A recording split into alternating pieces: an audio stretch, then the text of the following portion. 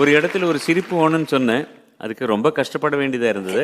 But அது ரொம்ப அழகாக சிரிச்சாங்க. எங்கேம்மா அது?